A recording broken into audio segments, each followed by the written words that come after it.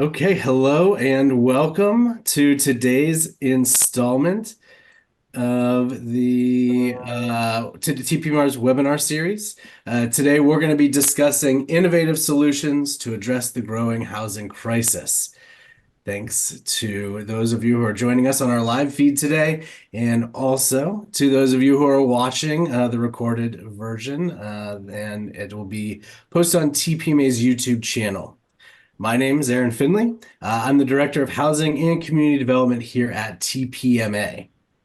So during our last housing-related webinar on this channel, we discussed the intersection of housing and economic development.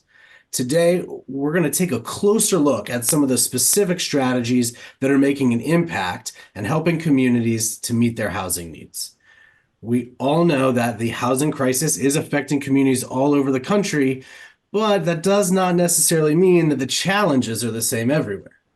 Rather, actually, what our work around the country has taught us is that the solutions that can make an impact in one community may not even apply at all to the issues facing another. And to add to this, our communities face a scale and scope of issues that are, in many cases, decades long and wide-ranging.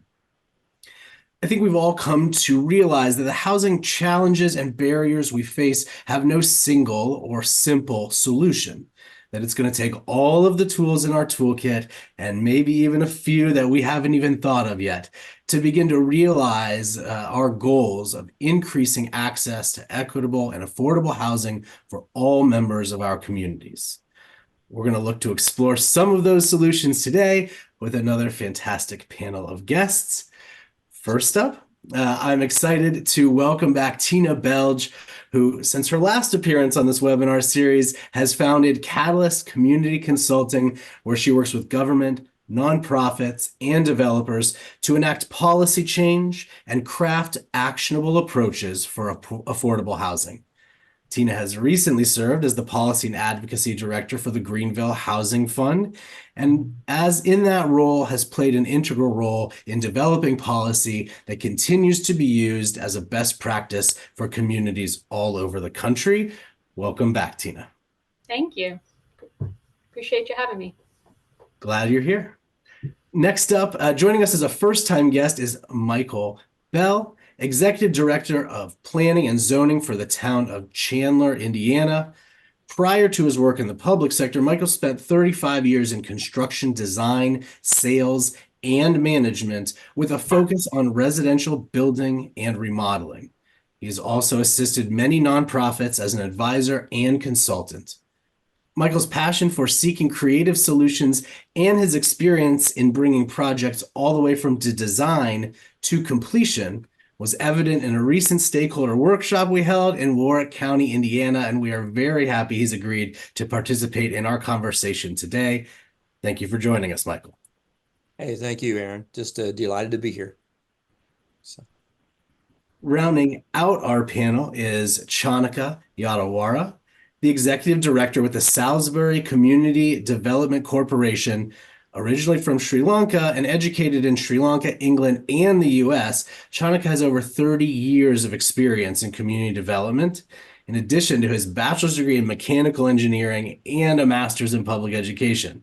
The first time I met Chanaka, we spent a few hours at a coffee shop chatting about housing policy and the fantastic work he does with the CDC, where he convenes a wide variety of partners to tackle some of the most complicated challenges facing Salisbury, North Carolina, a place, I add parenthetically, that many of us TPMAers have fallen in love with through our work with and in the city. Chanaka, thanks for being here. So good to see you again. Thank you, Aaron, and we appreciate you having me today.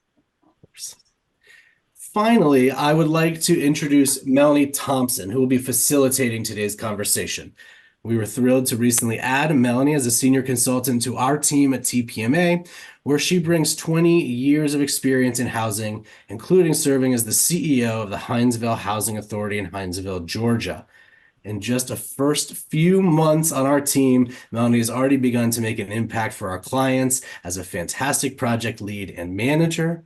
Melanie, we're thrilled to have you on board. Thanks for facilitating our panel today, and feel free to take it from here. Thank you so much. And again, Thank you, panelists, for participating and agreeing to engage us in this most trending topic.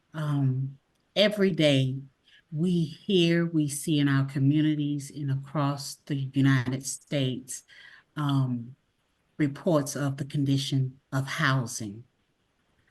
Should we be worried? And how bad is the housing crisis, would you say? Tina? Sure. Yeah, so really the past 60 years, we've seen costs rise disproportionately to people's income. And so that's been a huge part of it being still a very, very bad crisis, only getting worse. I would say definitely cause for worry. An example of that is just for inflation back in the 60s, you could have a house cost what would be in 2020 dollars, 2020, 21-ish, be like $105,000 for a home, right? And that's just something that's pretty hard to find nowadays, and in many communities, very scarce. I know for Greenville County, our area, it's like less than 1 or 2% of homes under 200. So that being the case, it is incredibly hard.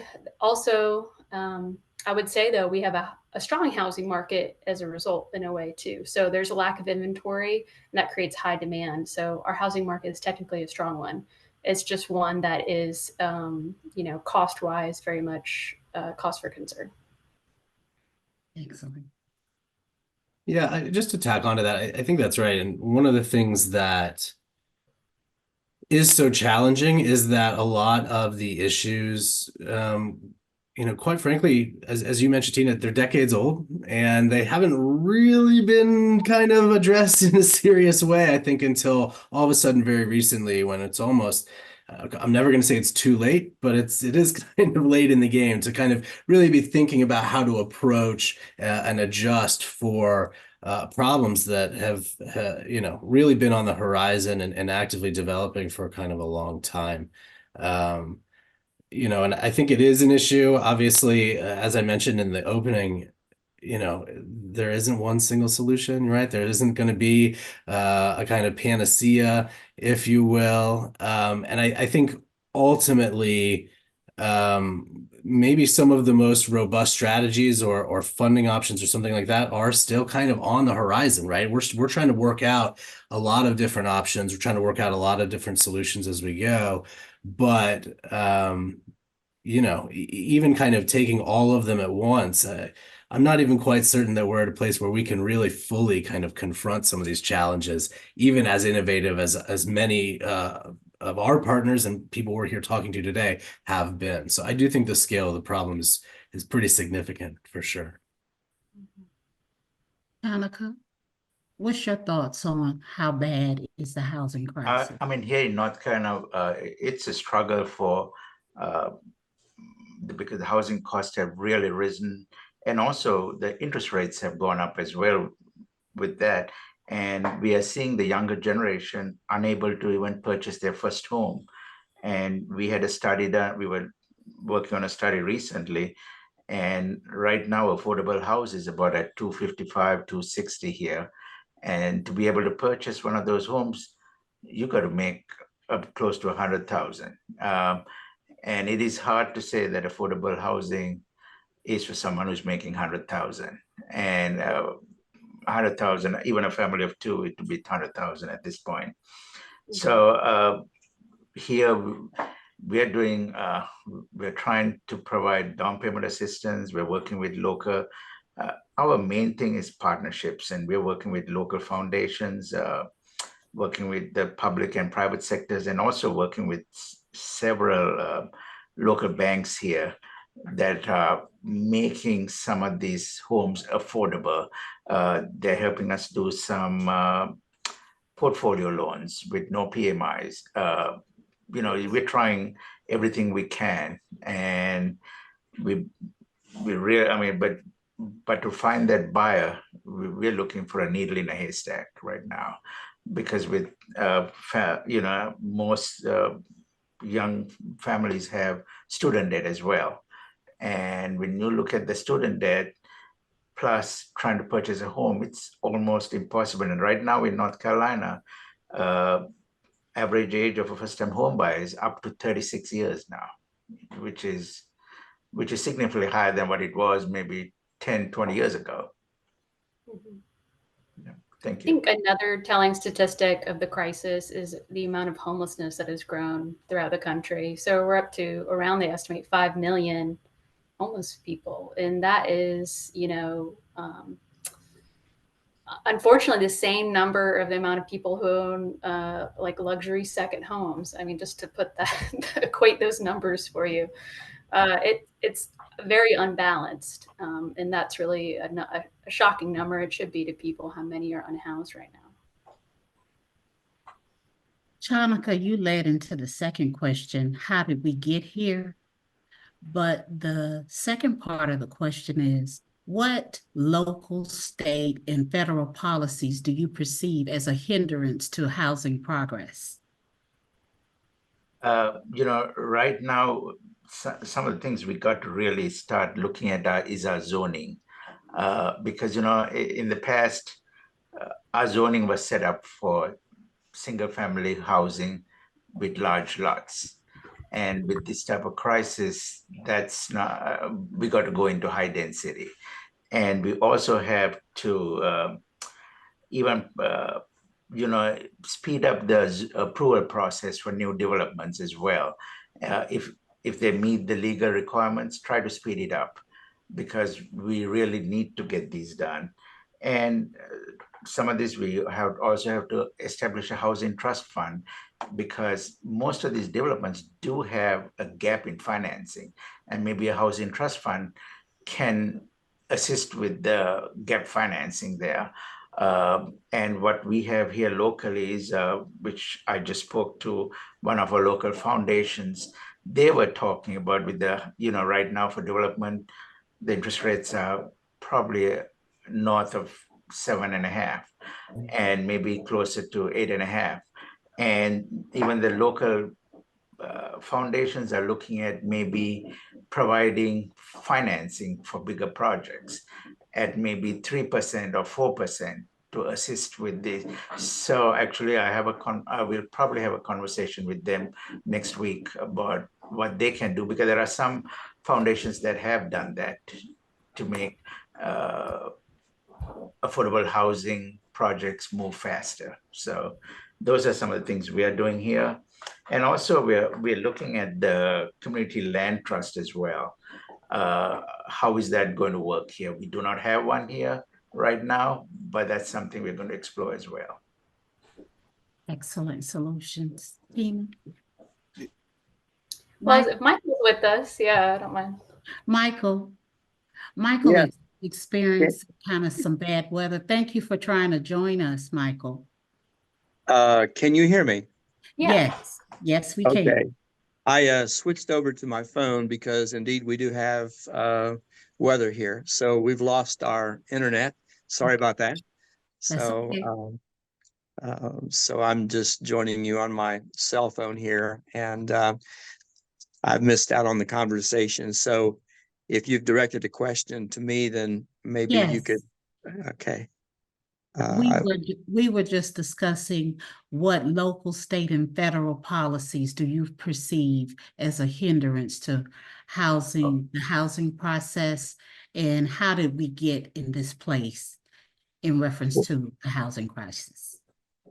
Well, I think that one of the contributing factors to, well, what I deal with, we have a lot of, code regulations, and yet we must have them. And while many are designed, of course, for safety, I'm just concerned that some of the regulations, well, they're adding cost to housing. For example, I work with Southwest Indiana Builders, and in a recent meeting, we were discussing new electrical codes that are coming, and those codes will increase the cost of just a single family residence by maybe $7,000 or $8,000. And wondering whether or not some of those things are actually needed. For example, changing the location of like receptacles in kitchen islands, and adding on the requirements for more GFCI circuits in homes, and some of these things that, well, they're gathering in Indianapolis. That's our capital, and speaking about just enforcing more of these regulations. Also, Indiana Department of Environmental Management is, well, there's requirements that we have to meet with regards to development, subdivision development, and that sort of thing. So all these things are kind of adding to the cost, and some of them, well, maybe they're necessary, but maybe some are overreach. I think maybe it would be good to review some of those rules, those codes, and also at least have somebody with the idea of housing setting on some of these panels or making these decisions, because I've been in rooms where there's been several people and they're talking about these things, and there's just no regard for the cost or how it's going to impact housing. And so it might be a point in time that we might say, hey, let's just take a harder look at some of the requirements. Yes. Yeah, I definitely think that one of the things that when we talk about solutions and, you know, adjustments to zoning and adjustments to kind of permitted uses and densities and all these kinds of things, I think they're really important conversations. But one of the things that I think has come up a little bit, and sometimes is a part of the solution or the challenges that are not always directly addressed, is the cost of development, right? Some of that, Michael, to your point, is you know, by code, right, an ordinance. Some of it is just the cost of construction increasing, right? And so much of that is a real challenge. And you know, Chanaka, you mentioned I think housing, like an affordable housing trust fund or something like this, you know, at the municipal level. One of the things that I say and sometimes get furrowed brows when I say it, when I talk to city councils and county commissions and things like this all across, you know, the country is, and it's more so the truth almost all the time with the increased cost to development, you know, developers create housing, right? That's you know, we're not building a ton of public housing out there these days, right? So we need to make sure the developers are in a position that the kind of housing that our communities need is also a kind of housing that makes sense for developers to produce for us. Now, on some level, you know, there's nonprofit developers, we like to work with them. But ultimately, the thing that I say that gets all these furrowed brows is that there's not really right now a great free market solution for affordable housing. There just is not. So what does that mean? You know, how do we have to like kind of bridge that gap? What are new ways that we need to think about some of these things to create an environment where we can get the kind of housing we need, not just the kind of housing that is like, you know, the most profitable or even the one that can be profitable. Yeah, you know, as a response to that, you know, if you think about the low income housing tax credit, that's supposed to be like the free market's response to affordable housing, right? And so I'm sure we'll talk more about innovation coming up, but that's just something of expanding that has very much been looked at as a way, because it is a way that the private market plays in. And now with the new market tax credits is another way you can invest in affordable housing in a free market solution. But do they check all the boxes? Is it going to fit everywhere? Is it going to check all the boxes? No. And I just wanted to go back to the how did we get here section, right? I think historically, you think about the housing crisis in many layers, right? If we're talking about kind of systems change or how we approach these major problems, it is cultural, it's historical, it's racial, it's all of these things. Economics. So I think how we got here in many ways, because it is a housing cost that we talked about, and also like, you know, income in some ways. So, you know, deunionization, outsourcing, kind of the old school economic development models, kind of getting the big bulls, but not really supporting smaller businesses, certain tax reforms, overregulation, to Michael's point of building, the post-housing crisis, gentrification that we've seen, and kind of, you know, the investments and smaller grabs by bigger companies getting up large portfolios of single family rentals, but also individuals as well as jumping into the housing market as kind of a passive income. And then you look at COVID. I mean, housing since COVID has been, catastrophic in terms of cost because of the repopulation all over the country with what's happened with remote work. When it comes to local, state, and federal policies, I mean, you could go back to the very beginning of America and talk about land use and how things were decided. Some people got some things, some people didn't. That was largely around racial lines. And then you get into federal policies of redlining and many think that is a private practice, but they were held up by federal mortgages, restricted covenants, the housing crisis itself in 07, 08, that knocked out a lot of missing middle housing producers. All that were left were, kind of on the higher end of, you didn't have your mom and pops anymore building homes and small operations. It's also on the federal level, financing is difficult for alternative types of homes, tiny homes in particular. That's a federal, I think issue among many other things. We could go into, I could spend all day on the federal, but some of the things that also come to mind are state and preemption laws that block localities from doing a lot of things. That could be blocking the flow of state housing trust fund dollars, a lack of blocking any kind of zoning changes, like whether that be some version of inclusionary or not. Rent control is often blocked for states. And then on the local level, like we've talked about zoning, really, and that in general is supposed to make up about 20% of your affordable housing strategy, because the rest is really going to need to come from financing. And unfortunately, most municipalities struggle with lack of funding. And so to Chanaka's point about the housing fund and creating that and a dedicated revenue source, really to hold up projects that are good, that are quality, that show that affordable housing is worth investing in. It is beneficial to our communities, and that within itself helps argue against all the NIMBYism, which I'm sure many of us have heard, the not in my backyard, that occurs so frequently with that. And then obviously there's a whole other section of red tape you could talk about. As we continue to see across the country, cities and regions try to take actions to ensure that their residents are have available housing. From conducting housing studies to zoning reform to research, what best practices for tackling the housing crisis merit our consideration, and what have you seen work well and where?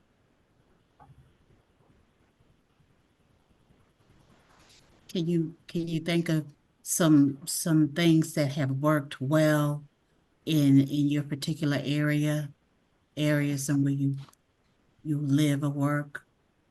I think this is the core question, right? That we're here to kind of address today. And I'm sure we brought, this good panel together to kind of talk about a lot of the stuff that they're doing.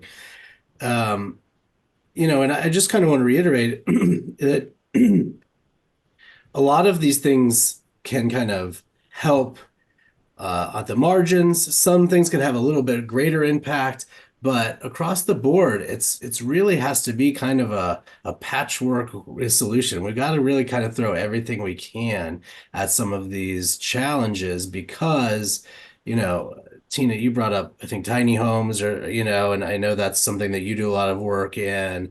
Chanaka, you and I have kind of talked about, you do such a good job of convening all these partners together, right, to chip away and to do development and that stuff. And it takes so much of all of that and more. Tina, to your point, I'm a big inclusionary zoning guy. I think that for those who may be uninitiated on the call, these are either requirements or incentive packages that that are designed to get a percentage of all new developments to be kind of dedicated affordable housing for maybe certain percentages of the area median income, depending on how the financing is put together, maybe, or something like this. I'm a big fan of kind of blending the two. I think incentive packages themselves, we see them on the books. If they're just there sitting there. They aren't all that often utilized.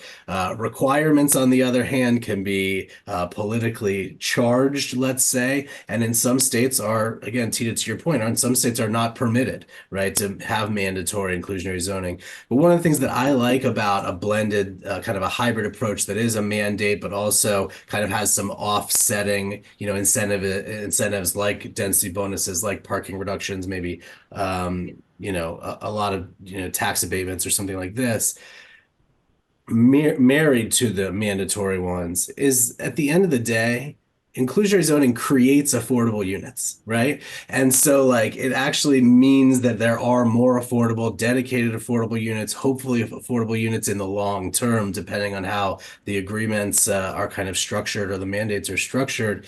And that's such a critical thing, I think, when we think about solutions, because if we kind of structure zoning or we kind of put together incentive packages, and just kind of step away and assume that the problem will be solved because we created an incentive structure, that we're really just not seeing a lot of movement, right? A lot of actually new affordable units created in these communities. I won't say which one, but we're working with a county recently who had a density bonus for affordable housing on the books, right? So that's an incentivized inclusionary zoning practice. It had only been used once in 20, 25 years, something like that, and so they had taken the time to study it and put it on their, in their ordinance, and it just wasn't being utilized. So I'm a big inclusionary zoning person, but there are also kind of challenges to structuring a policy that is effective for getting that done. Yeah, I agree totally. They need to be coupled together. I think people think incentive or even just incentives, right? You have incentives for anything. It's going to have a density bonus or it's going to have a height bonus, right? And that itself is not going to provide affordable housing. So you need a tax abatement like we passed here last year, and that was a big part of our coalition's work. We have Affordable Housing Coalition. That's a huge part of making these things happen, is bringing the community together to fight for it. With that, they can use the incentives, which create bonus density and height, but also there's a financial structure that's going to fill that up, because the economies of scale don't always work. I know there's tons of examples of things I know that are working well and that we've seen in some places. So a variety of housing typologies. That's still kind of the jury's out on a lot of that. But there are some places like in Auckland, in New Zealand, and even in Houston, Texas, where they've shown that increasing duplexes, triplexes, quadplexes has stabilized rent in those areas. No, is it going to be the most affordable rents you're seeing and like below 30 and 40% area median income or things like that? No, but they have shown stabilization of rent. Incentives and tax abatements, like you said, coupled together. Co-op housing is actually a big thing that's happening right now. If you look at the Twin Cities, Minneapolis, and St. Paul, they've done that, and they actually have the lowest inflation in the country because they have done co-op housing, but also invested heavily on the front end for affordable housing because they've seen the benefits in their community. There's also been cities who've purchased hotels or existing multifamily, and that's happened all over the country as a result of the American Rescue Plans Act. Banning new single family zoning is I think a touchy one. I don't know about a full ban or anything like that, but it's happened in California and Oregon. And that's, of course, it's grandfathering in all current single family. Chanaka mentioned community land trust, purchasing also naturally occurring affordable housing to make sure that we preserve those. That was something that the Greenville Housing Fund did when I was there, and we entered that game during COVID and said, hey, we were seeing a lot of apartments flip, and that was part of our strategy working with TPMA. Banning short-term rentals is also another thing, and that is depending on the community. And that's what I think is key to all of these tools, depending on the community, what fits. But that is something that in Greenville we've done, I'm very proud of, because we have a housing crisis, and those short-term rentals, unfortunately, do take away from housing from our community members who need it most. And we talked about housing funds, and I think the point about foundation lending is just so important, getting those private dollars to be part of it. And we actually have an example of that where the foundation brought down the interest rate, basically bought that difference to bring down the interest rate for those homeowners. If I could jump in, I don't know. Again, I'm kind of struggling with this communication because of our weather here. I assume that you can hear me. Yes. Yeah. Okay. I've heard the word, the tax abatement thing, and I guess I would just testify to our little community and what we've been doing. And tax abatement, certainly that's been a part of it. We brought in some affordable housing last year that opened up in our area, duplexes. And we have 2 neighborhoods that are new, and Keller Development they've come in out of Fort Wayne and helped with those developments. So not only did we help them with tax abatements, but we have a utilities company here, Chandler Utilities, that is just a really great utility operation. And we worked out an arrangement with the utilities to waive the tap-in fees for the water on those, and they had to pay for some of the development fees that went along with that. But we worked with our utilities company to also make it just an easier process for them to come here and build. So we try to work with our builders and developers and work with a developer relationship with them to do all we can to help their project come to a reality. Excellent. We had, just to add, in Savannah, we had a project for veterans that was funded with non-federal dollars in philanthropy, and it turned out to be a wonderful community of tiny homes. So even though we do have a housing issue, it is very apparent that those relationships are very important, leading into our next question.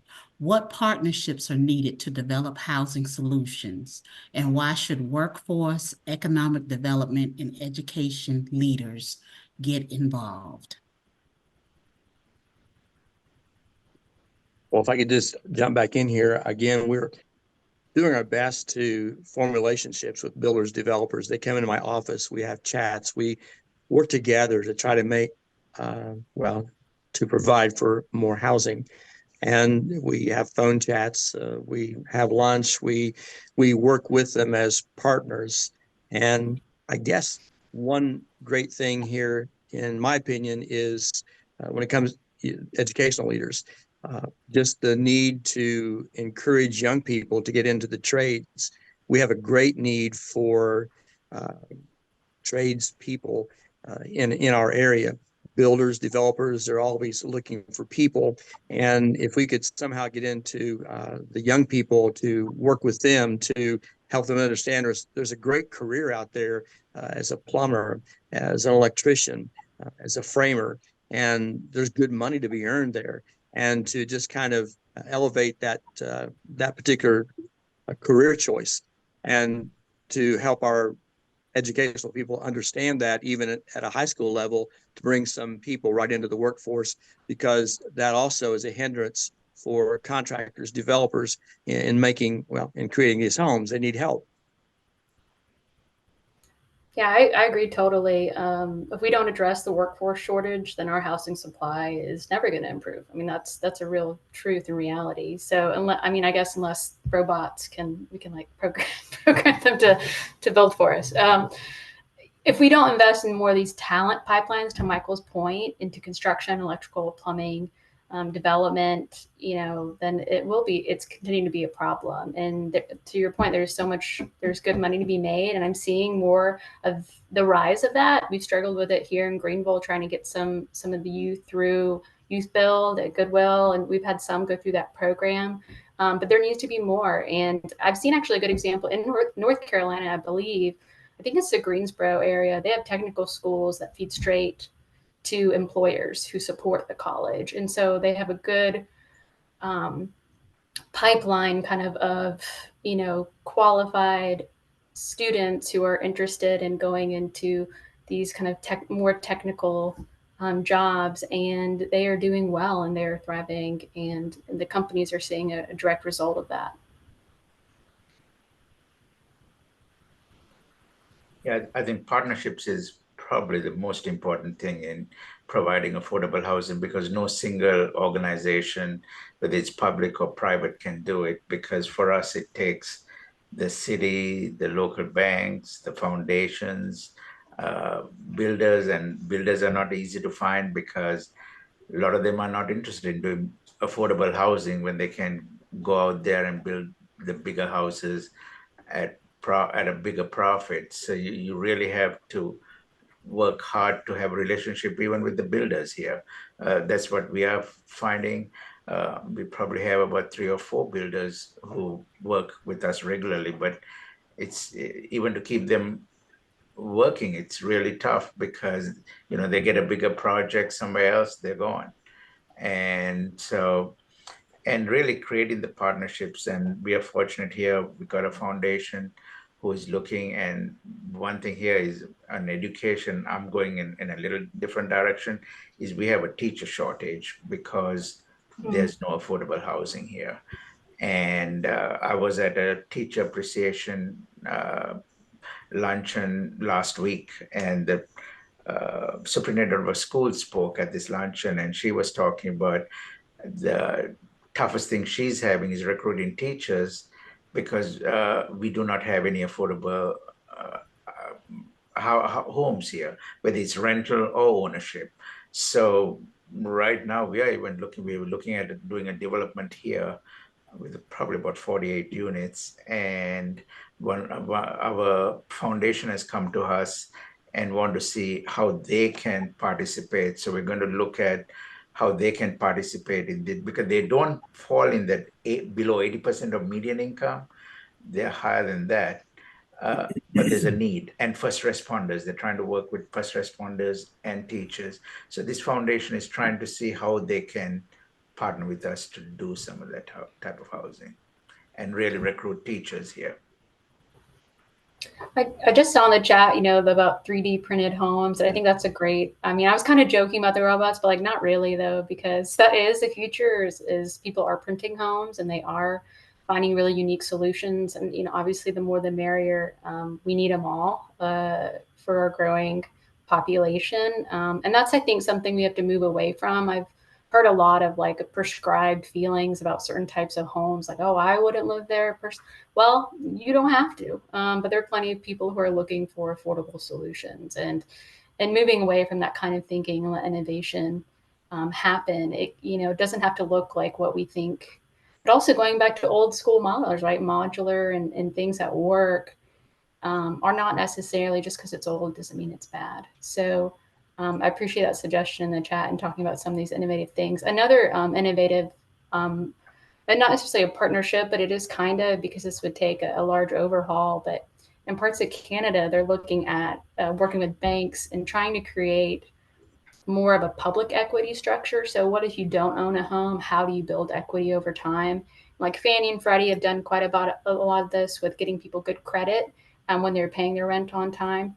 But how do you pay, almost like in a co-op, how are you receiving the benefits of rentership in that you're going to have equity building over time? So obviously community land trusts help do this through kind of a shared equity model, and those are great. There's a limit to that, but there's still, it's really such a great thing for really reaching lower income households into home ownership and creating the economic mobility. At the same time, a public equity model would be more like, you don't have to convert to home ownership at some point. You just are building credit and equity more so. So by the time you leave your rentership, you've had accrued that over time. And I think there's some pilots going on to really rethink how we build equity in our communities. One of the things that we're doing here in Chandler is also I've heard the reference to tiny homes. We've labeled them accessory dwelling units in our ordinance, and we just passed within the last couple of months an ordinance so that folk can build a 400 to 800 square foot accessory unit on their property in an R1 zone, so they could have we might, for lack of a better term, call it a mother-in-law house in the backyard. So we've made that available for people to take advantage of, helping out maybe some who would want to do that. Yeah, I think to kind of maybe tie a string around a lot of the different things that we're talking about here is one of the things that we have been suggesting and part of our recommendations that we make with communities and counties is to um, hire, if possible, to create a position for like a housing coordinator, somebody who's really kind of um, familiar with all the different needs that that community or the communities within a county, for example, might have, but is whose job is to kind of keep things moving, right? Maybe convening conversations with local developers, or even maybe, talking to some workforce development about creating maybe some additional developers, but matching people with resources, matching small scale developers with some resources, because there are larger developers that have whole teams, devoted to maybe identifying funding streams or something like that. Local developers are not in a position always to do that. And so I think, and Chanaka, to your point, right? You do a lot of great work with a local bank there in Salisbury. Maybe starting those conversations, convening conversations about how we can bring partners together, match them to resources.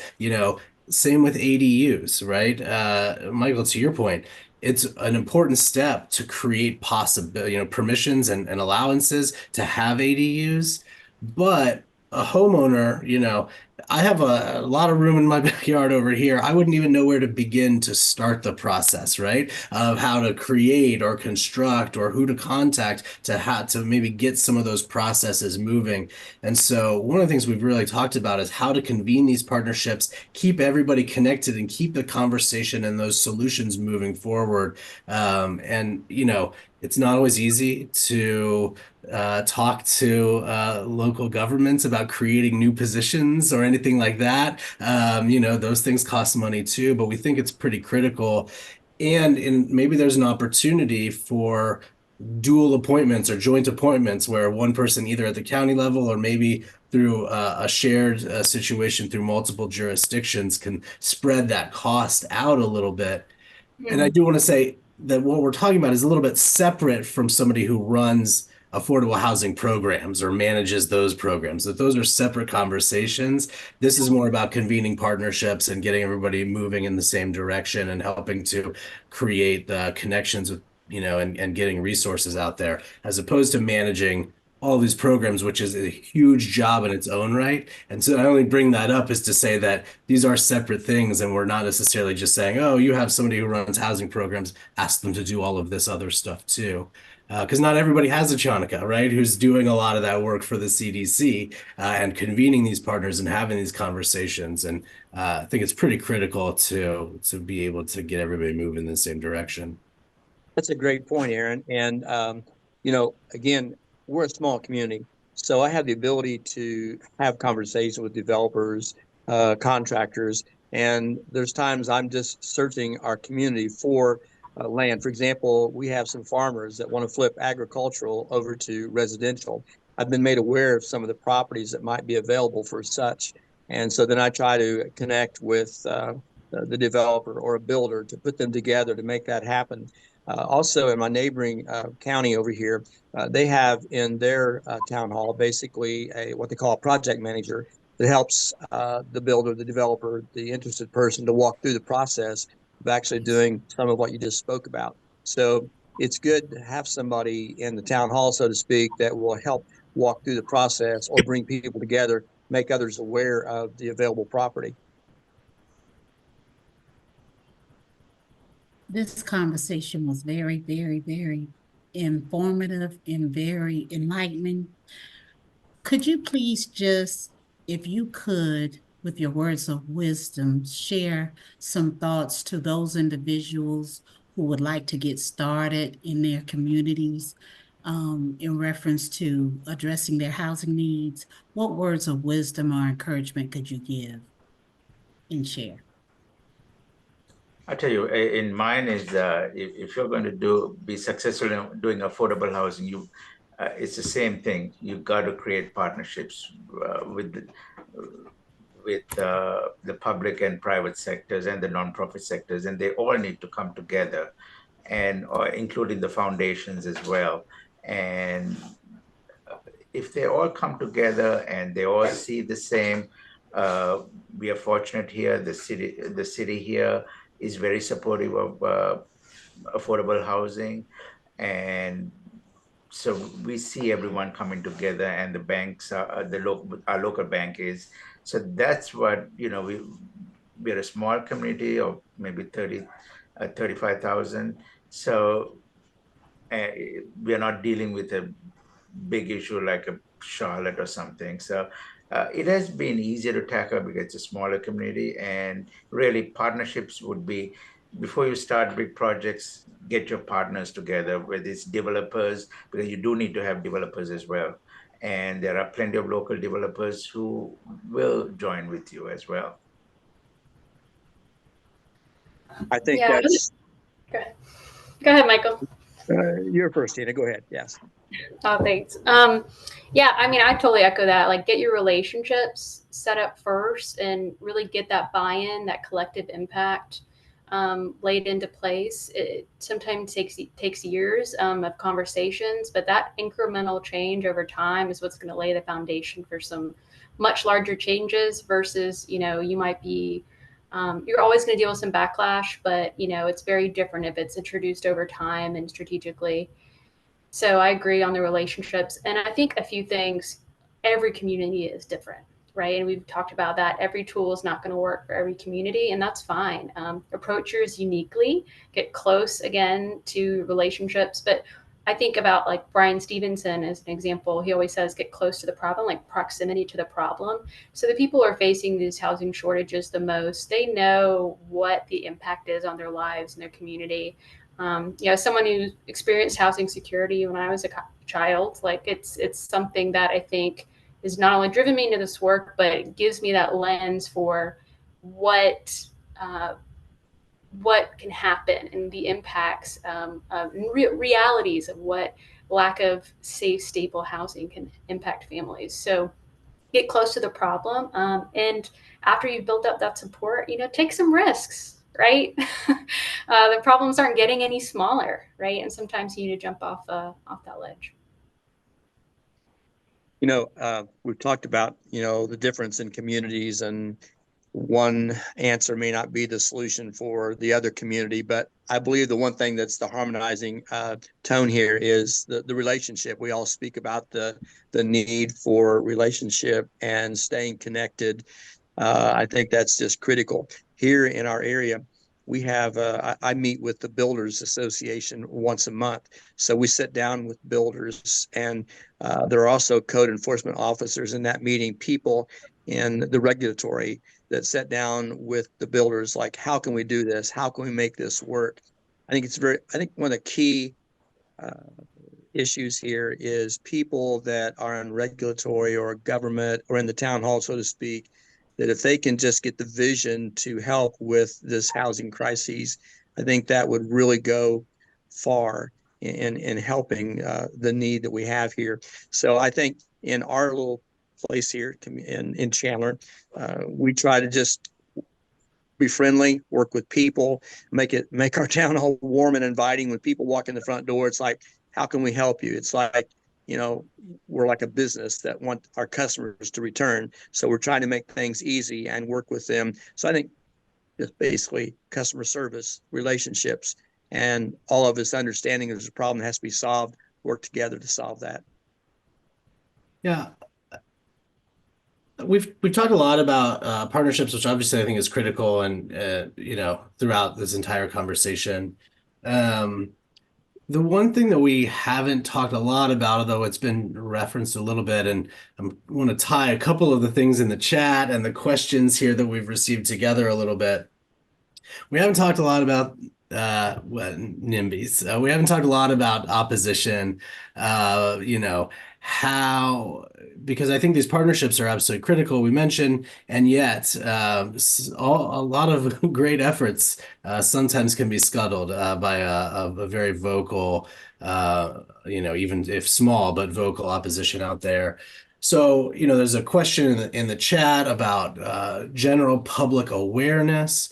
And also in the chat, we have some information about research tools, right, that can be available. And I think we can kind of tie a little bit of that together.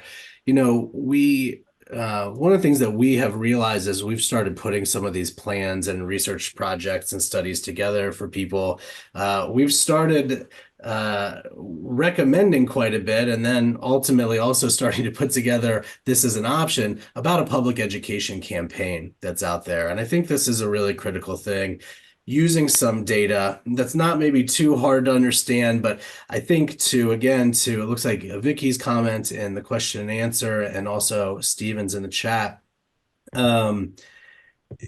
There is not a real understanding about who benefits from housing, affordable housing, right? Because, and a lot of that has just shifted so much just in the last 7 years, right? What are the segments of the population that fall into the range of, being able to take advantage of affordable, dedicated, affordable housing? So I think there's a lot of answers that data can help to provide, and we can start to maybe share some information, some public information to start to get people to understand the scope of the problem we're talking about. But I also think that, that we really do need to continue to have these conversations in the public, right? And all the time, and really start to understand that there's fear and there's concern and there's resistance to change and a lot of things out there. And part of convening partnerships and getting information out to the public is understanding where that fear comes from instead of like dismissing it out of hand. It's really easy for those of us who spend a lot of time in this space to be like, oh, NIMBYs again, or something like that.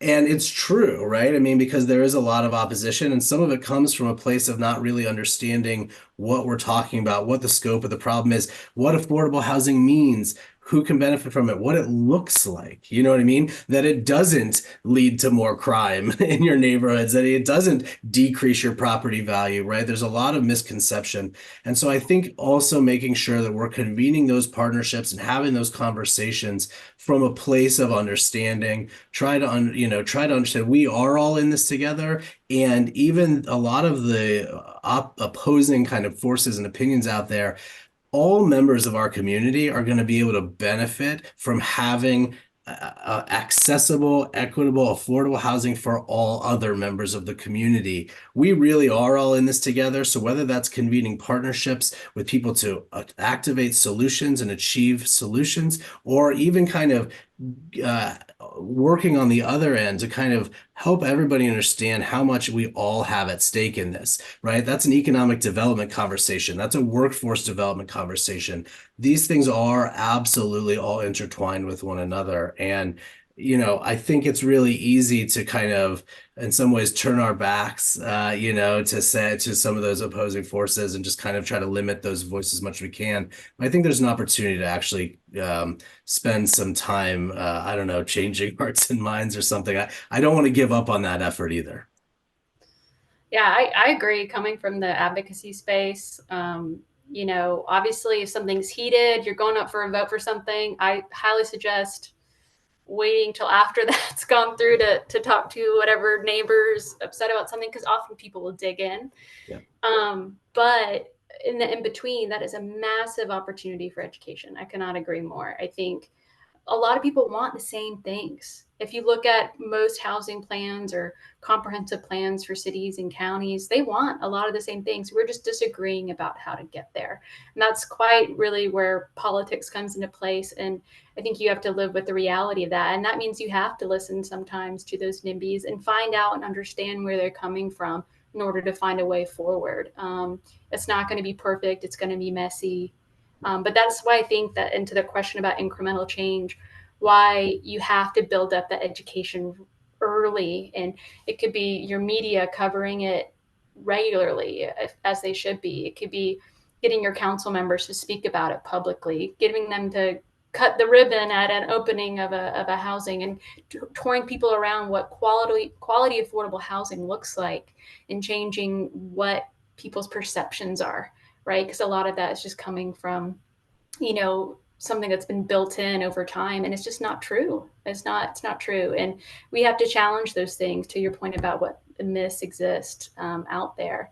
it's going to take a lot of time, but I think you can find small wins across over time. You know, what's one thing we're going to focus on this year to try to get our council to move to, or get our planning commission to do, or maybe there's development we can help make happen to, so people can point to and say this is quality. So every little thing, you know, makes or breaks it.